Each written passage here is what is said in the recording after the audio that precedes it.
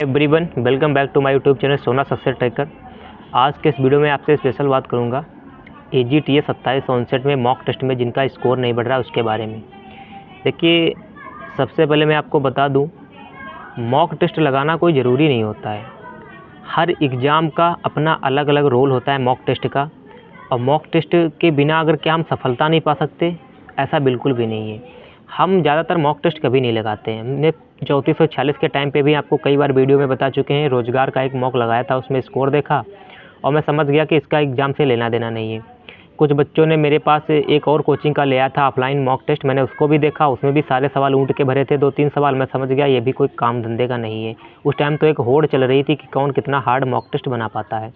देखिए, अगर आपने जो पढ़ा है, क्या आपको नहीं पता कि आपने कितना पढ़ा, आपके पास इस टाइम पे कितना नॉलेज है? क्या उसको चेक करने के लिए मॉक की ज़रूरत है? मैं सारे पॉइंटों पे बात करूँगा, ऐसा नहीं कि किसी सेक्शन को छोड़ दूँगा। आप इसको बस अच्छे से समझना।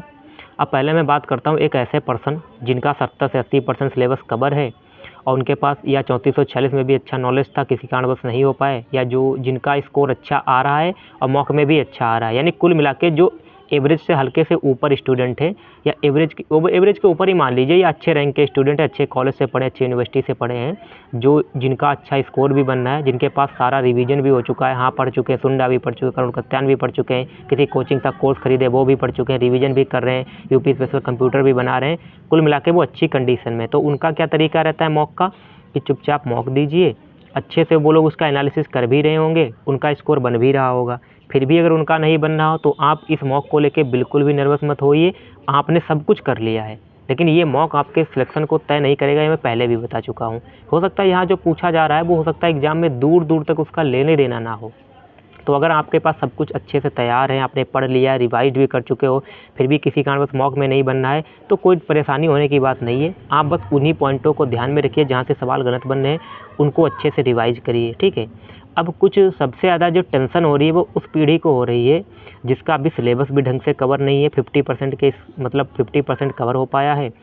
अब वो लोग सबसे ज़्यादा परेशान है कि मेरा स्कोर नहीं बढ़ रहा, मैं क्या करूँ। देखिए, आप जैसे मॉक में लगाए हो, मैं जो बताऊंगा इस टाइम पे सबसे अच्छा तरीका यही है कि आप मॉक तो दीजिए, ठीक है। तो आप मॉक तो दीजिए, लेकिन उसके स्कोर को बिल्कुल निगलेक्ट कर दीजिए। उसकी तरफ मुड़ के भी मत देखिए कि मॉक में आपका स्कोर क्या आया है। आप प्रतिदिन एक मॉक लगाइए, 35 दिन का टारगेट बना लिए, आपके कितने हो जाएंगे, 35 मॉक हो जाएंगे। और 35 मॉक में पर में 100 क्वेश्चन आके आपके पास 3500 क्वेश्चन हो जाएंगे। तो जिन भी स्टूडेंट का मॉक में स्कोर नहीं बनना है, आप कुछ मत कीजिए, मॉक एक दीजिए। उस मॉक में आपका 35 बनना, 45 बनना है, 52 बनना है, जो बनना है वो बनने दीजिए। लेकिन आपके दिमाग में एक टारगेट बिल्कुल फिक्स होना चाहिए कि इस मॉक में जितने भी सवाल आए हैं वो आपको रट लेने हैं। अब इसका फ़ायदा बताता हूँ क्या होगा। जैसे एक चीज़ होता है मॉक को एनालिसिस करना। एनालिसिस में मतलब ये होता है, जैसे आपने मॉक लगाया, एक क्वेश्चन आ गया C3 प्लांट का, वो आपका क्वेश्चन गलत हो गया। उसने सवाल दे दिया कि निम्नलिखित में से कौन सा C3 क्रॉप नहीं है, आपका वो सवाल गलत हो गया है। तो एनालिसिस ये सिखाता है हमें कि वो जो आया सवाल में वो तो पढ़ लें, इसके साथ साथ हम जितने भी C3, C4 और कैम प्लांट है इनका एग्जाम्पल रट लें, साथ में short day plant, long day plant, day neutral plant भी रट लें। ये होता है एनालिसिस का तरीका। यानी एनालिसिस का मतलब ये सिखाता है हमको कि जो सवाल हमारा गलत हुआ है फिर हम उस पूरे चैप्टर को जाके दोबारा रिवाइज मार दें। लेकिन अब चूँकि अभी टाइम कम है, ऐसा अगर वो लोग कर सकते हो जिनका अच्छा स्कोर बन रहा है, जो अच्छे से पढ़ रहे हैं, उन लोगों के लिए ठीक है। लेकिन अगर कोई, जैसे मैं बात कर रहा था, जैसे कि जो अच्छे बच्चे हैं वो तो इस टाइप से एनालिसिस कर लेते हैं, लेकिन मान लेते हैं आप अभी आपका 50% ही तैयार हो पाया और आपका एक क्वेश्चन ये गलत हो गया। अब तुम इनको रटने बैठ जाओगे, फिर तुमने एक मॉक लगाया, मतलब सॉरी आपने एक मॉक लगाया, उसमें मान लेते हैं आपका नस्ल का क्वेश्चन गलत हो गया एनिमल हस्बेंड्री में। अब आप सारी नस्ल पढ़ने बैठ जाओगे तो आप पाओगे कम से कम, मान लेते हैं आपके 52 क्वेश्चन बन पाए। जैसे सोच के देखना, जिस हिसाब से मेरे पास मैसेज करो मेरा 45 बनना, 35 बनना, मान लेते हैं आपका 45 बना, इसका मतलब क्या हुआ, आपके यार 55 क्वेश्चन रॉन्ग है। तो आप क्या 55 क्वेश्चन अगर एनालिसिस करने बैठोगे, ईमानदारी से बताओ आपके 2 या 3 दिन लग जाएंगे उन सवालों को रटने में, उन चैप्टर्स को रटने में। तो आप पूरा दिन एक मॉक लगाने के बाद आगामी 3 दिन तो आप इसी में लगा दोगे।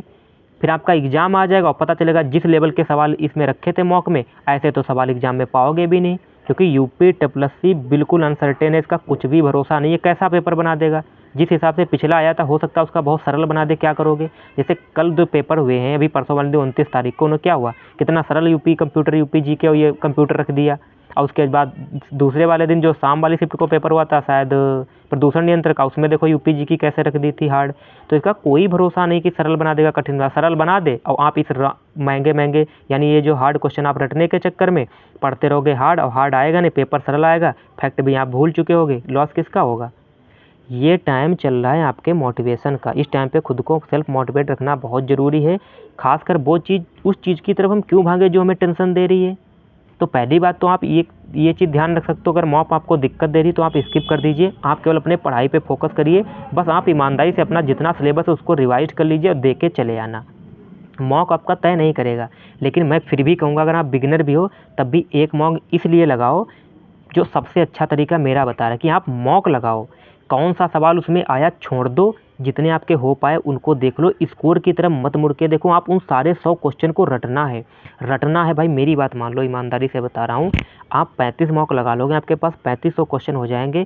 बस आपके 35 क्वेश्चन सही हो, 34 सही हो, 30 सही होंगे, आप उनको मत देखो। ये समझ लो ये 100 क्वेश्चन आए, इनको रट लो जुबान पे। जैसे एक क्वेश्चन आ गया धान कैसा है, C3 C4, बस आपका धान को रट लो, गेहूँ का रटने को भूल जाओ, उधर तुम भाग के भी मत जाओ, केवल बस धान का रट लो कि ताकि जीवन में अगर धान का सवाल आ जाए एग्जाम में, वो वाला क्वेश्चन आपका गलत नहीं होना चाहिए। अच्छा, इसका फ़ायदा जानते हो क्या होता है। हर एक टीचर मॉक बनाने वाला इस टाइम पे पिछले पेपर को ध्यान में रख के मॉक बना रहे हैं, और आपका सबसे ज़्यादा फोकस होना चाहिए उन स्कीम वाले क्वेश्चनों का जो आपके गलत होते हैं। स्कीम वाले question, UP special question, computer के क्वेश्चन, ये बिल्कुल जुबान पर रट लेने हैं जो भी पूछा है। अब जैसे मान लेते प्रधानमंत्री फसल बीमा योजना के बारे में उन्होंने एक क्वेश्चन स्कीम का डाला, वो आपका गलत हो गया, आप इसको वहीं पे रट लो। अल्टीमेट मेरा जो कंक्लूजन है इस वीडियो का वो यूँ निकला है कि आप इस टाइम पे मॉक तो दीजिए, लेकिन मॉक में कितना स्कोर बना है इसको भूल जाइए। आप अगर अच्छे स्टूडेंट हैं तो आप केवल रिवीजन करते रहिए, मॉक लगाते रहिए, रिवीजन करते रहिए, मॉक लगाते थे, जहाँ से गलत हुआ वहाँ एनालिसिस कर लो।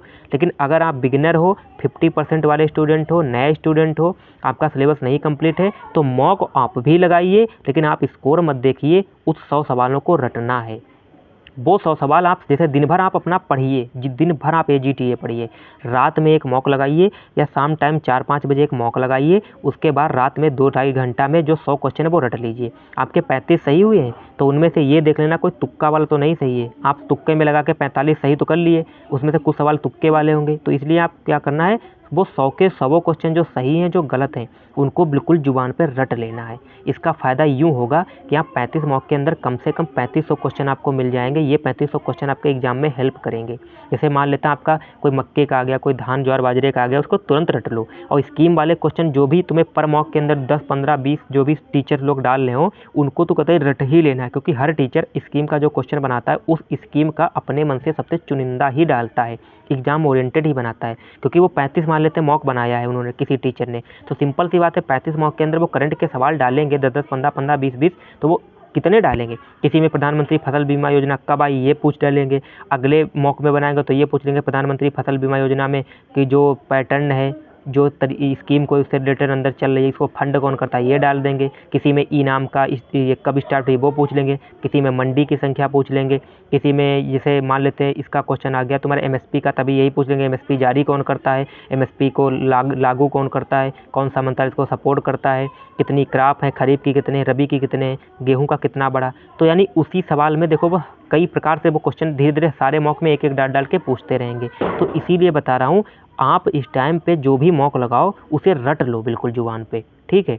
गलत कितना हुआ बिल्कुल मत मुड़ के देखना, क्योंकि ये मॉक एग्ज़ाम में ऐसा ही पेपर आएगा ये कोई भी टीचर नहीं जानता। हो सकता है वहाँ इतना बेसिक पेपर बना दे कि आप इस कठिन के चक्कर में वहाँ अपना कॉन्फिडेंस ही खो बैठोगे कि हाँ ये बताओ ये कितने सिंपल से क्वेश्चन आए थे, ये बताओ अगर काश पढ़ लेता तो क्या करता, मैं हार्ड पढ़ता गया, मैं ये वैरायटी रट डाली। इसलिए आपका लॉस ना होना चाहिए। आप मॉक दीजिए, स्कोर की तरफ मुड़ के मत देखिए 34 सही कि 35 सही कि 45 सही। आपका इस समय फुल टारगेट एक होने चाहिए, पूरा मॉक दीजिए 100 नंबर का।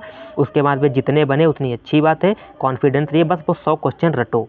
35 मॉक लगाओगे आपके पास 3500 क्वेश्चन रट जाएगा। ये करना है। और अगर आप 50-70% से ऊपर वाले स्टूडेंट हो चुके हो तो आप उसको एनालिसिस के साथ में करिए, मॉक लगाइए, जिन टॉपिक से गलत हुई है उनको अच्छे से रिवाइज करिए जाके। लेकिन आप 50% पे हो, आप अगर रिवाइज, आपका मुख्य टारगेट सिलेबस को रिवीजन करना है, ना कि मॉक को एनालिसिस करना है। मॉक एनालिसिस वही करना, फिर बता रहा हूँ, जिनका 70% 80% के ऊपर सिलेबस कवर हो चुका है, क्योंकि आप एनालिसिस इसलिए कर पाओगे क्योंकि आपका पहले से पढ़ चुका है। अब जिसका 50% पढ़ा है वो एनालिसिस करने बैठ जाएगा तो यकीन मानो उसके क्वेश्चन ही 34-35 हो पा रहे हैं, वो 65 क्वेश्चन का एनालिसिस करने बैठ जाएगा तो उसको 3 दिन लग जाएंगे एनालिसिस करने में, और सेम वैसे ही सवाल आयोग में पूछेगा, ये ज़रूरी भी नहीं है। तो बेचारा वो मॉक एनालिसिस करने में ही टाइम गुजार देगा और पढ़ कुछ पाएगा नहीं, अंत में खाद क्या लगेगी, असफलता। तो वो जो बिगिनर है वो केवल मॉक दीजिए और पूरे मॉक को रट मारिए, बाकी पूरा दिन अपना रिवीजन करिए जो पढ़ रहे हो। बाकी जो अच्छे स्टूडेंट है वो मॉक दीजिए, उसका एनालिसिस करके तब आगे रिवीजन करिए। यही 2 पैटर्न इस टाइम पे मॉक के स्कोर बढ़ाने के, ठीक है। बाकी यही बताऊँगा, ये AGTA के एग्ज़ाम के पहले अभी 3 एग्ज़ाम और 2 एग्ज़ाम और होने, एक 12 जुलाई, एक शायद 26 जुलाई को है, मुझे एग्जैक्ट डेट याद नहीं है। इनको भी अच्छे से एनालिसिस कर लेना, ठीक है। आप इसको इतना करिए कॉन्फिडेंस होने के साथ। एक मॉक आपके सिलेक्शन को तय नहीं करेगा। मैंने नहीं लगाया, क्या मैं सिलेक्ट नहीं हूँ? मेरे फ्रेंड ने कभी मॉक नहीं लगा, क्या वो सिलेक्ट नहीं है? मैं जिस एग्ज़ाम की भी प्रिपरेशन कर रहा हूँ उसका एक मॉक नहीं लगा, क्या सिलेक्ट नहीं होगा? आज बोले दे रहा हूँ कैमरे के सामने सिलेक्ट होऊंगा उसको। लेकिन रीज़न क्या है, मुझे खुद पता अपनी कमजोरी में कहाँ पे कमज़ोर हूँ, तो इसको मुझे मॉक मुझे प्रदर्शित करके बताएगा तब मानूंगा। और आप खुद सोच लीजिए, जो आप ये हमसे बात पूछ रहे हो कि मेरा मॉक में स्कोर नहीं बनना, इसके मतलब आपको क्या पहले से नहीं पता कि आपके पास इस समय कहीं ना कहीं नॉलेज कॉन्सेप्ट की कमी है, तभी तो वो सवाल गलत हो रहे हैं। तो ये चीज़ आपको पता है, फिर भी आप उस चीज़ को लेकर निगेटिविटी में क्यों बैठे हो? जो चीज़ आपको टेंशन दे रही इस टाइम पे उसको क्यों मानो, जबकि ये सही भी नहीं है कि वही सवाल पूछे जाएंगे। तो हम इस निगेटिविटी में नहीं जिएंगे, कॉन्फिडेंट रहिए, बस रिवीजन पे फोकस करिए, ठीक है। मिलते हैं नेक्स्ट वीडियो में, तब तक के लिए बाय बाय।